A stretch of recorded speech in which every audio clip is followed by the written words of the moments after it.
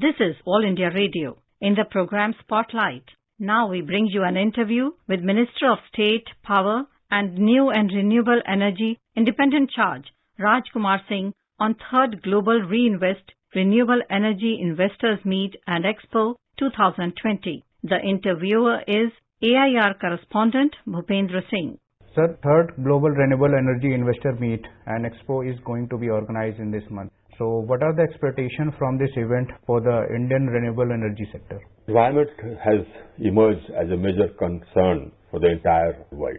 And almost every country in the world have come to this realization that there has to be concerted move on the part of all countries to reduce their carbon footprint so as to reduce the global warming to below 2 degrees centigrade. And as a result, had discussions in the Conference of Parties in Paris. Thereafter, there is going to be another conference of all the countries on the issues of environment and global warming. And energy transition is a major step which the world has determined upon. Transitioning from fossil fuels to green energy. That is a major step the world has decided. We need to cut down fossil fuel consumption so that the carbon load on the atmosphere is reduced. I am happy to inform you that India is now one of the leading countries in this transition. The rate of growth of renewable energy capacity in our country is the highest in the world. In fact, on the sidelines of the Paris conference, COP21, we had said that by 2022, we will have installed 175,000 megawatts of renewable energy capacity. And in COP21, India as a country pledged that by every country had to make pledges as to what their targets will be. It was nationally determined targets, they call it. Our nationally determined target was that by 2030, 40% of our installed capacity will come from renewables. Renewables meaning wind, solar, hydro. Today, as I said, we are one of the fastest growing countries insofar as renewable energy capacity is concerned. If you take the renewable energy capacity which has been installed and which is under installation, it comes to about 1,90,000 megawatts, which is near about 60% of our total installed capacity, which is 372,000 megawatts. So we have not only achieved the goal which we had set for ourselves to be achieved by 2030, we have in fact crossed it. And the world has recognized that India is a country which is the closest to achieving the targets for limiting the global warming to 2 degrees centigrade. It makes sense for us in two ways, and for the world in fact. It is absolutely essential if the world is to survive that you reduce your carbon footprint. At the same time, it makes commercial sense, economic sense, because renewable energy is today cheaper than energy generated from fossil fuels. So it makes sense both ways.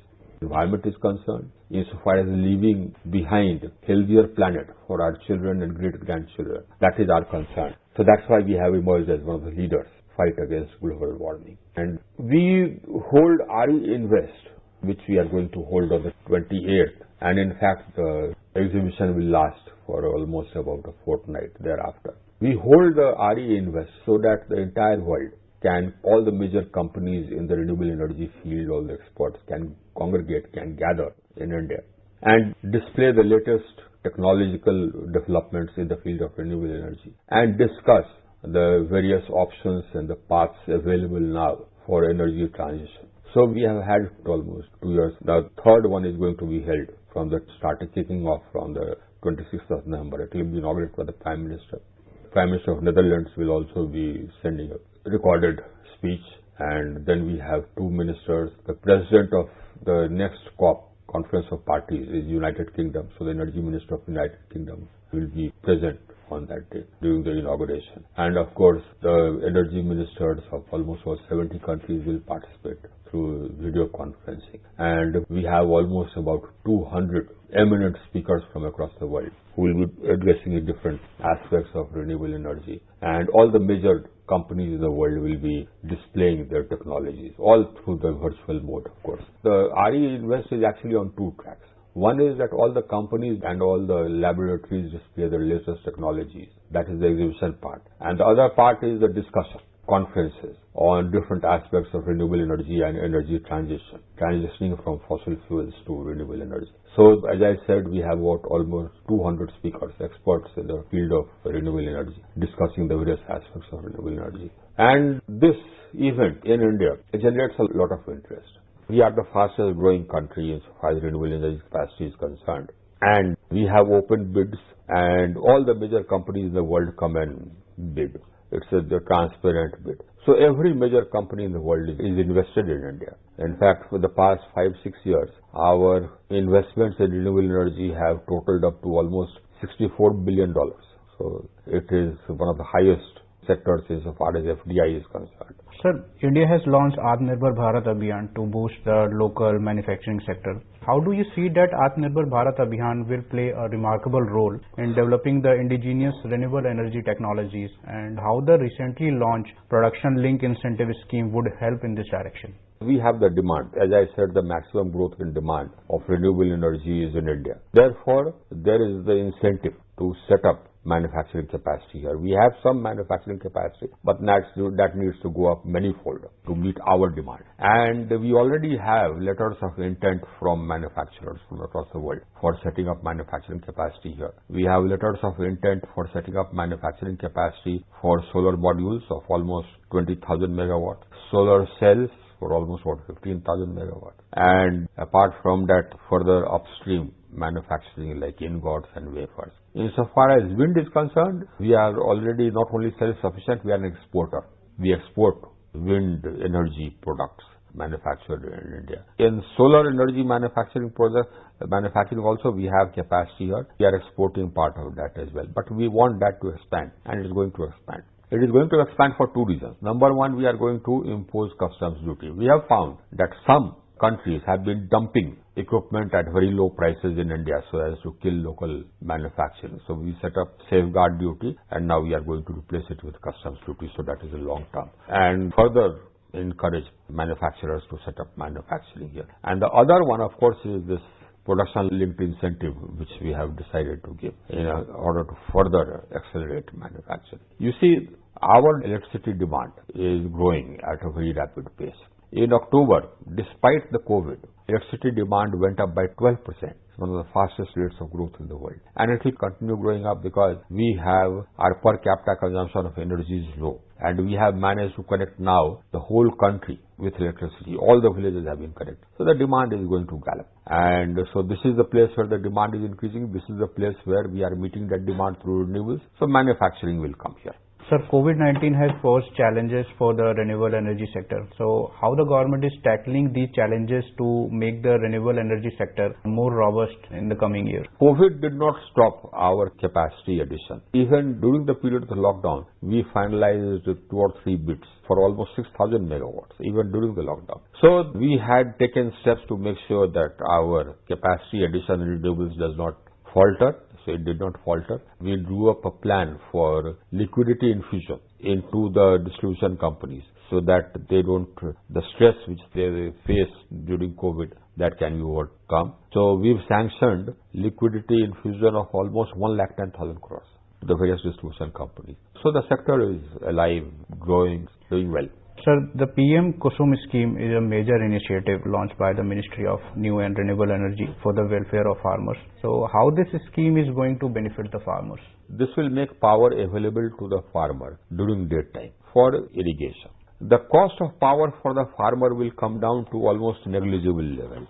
In fact, it will be almost free. The burden of subsidy on the state government will reduce and go away in about 5 years' time. After that, the governments will not have to bear any financial burden on account of agriculture irrigation subsidy. And we will be doing away with diesel in the agriculture field totally. And we'll also be saving groundwater. So all these objectives are being met under the Kusum scheme. That's how important this scheme is. What this scheme envisages is that we will solarize all the pumps.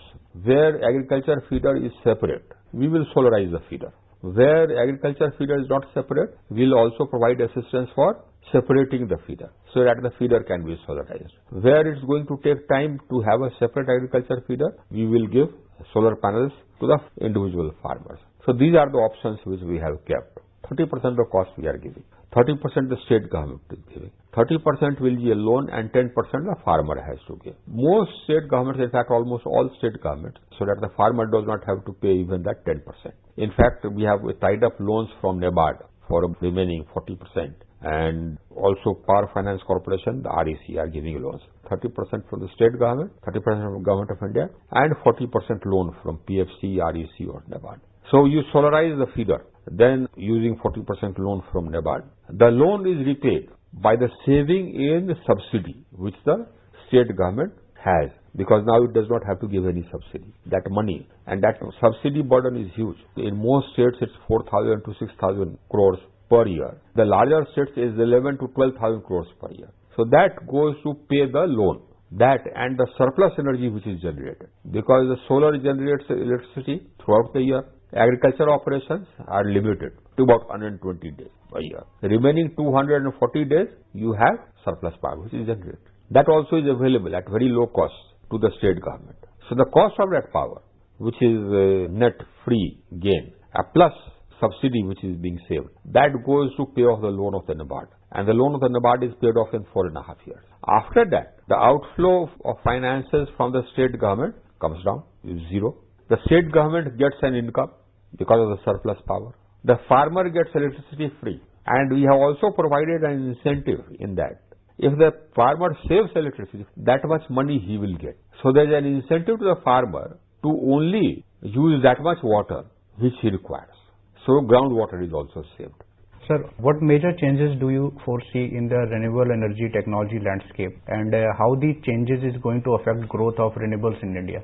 The advancement in technology has been a continuous process. The efficiencies of the solar cells and modules has been going up, and they'll keep going up for some time. So the cost of power will come down further. In India, the last bid we had was 2 rupees 30 paise per unit. Whereas if you take thermal power, it comes to, adding the fixed cost, it comes to almost 4 rupees. But it is going to come down further as the efficiency of the solar cells goes up.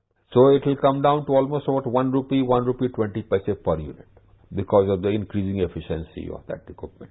Storage is going to become more and more cheap. Once that happens, then it won't make sense to have any fossil fuel based energy at all, because this energy will be available to a consumer at, let's say, 2 rupees 50 paise per unit, which will make a huge amount of difference to the lives of the consumers. They'll be getting energy at such low rates that they can do many more things, have many more appliances, and live a more comfortable life.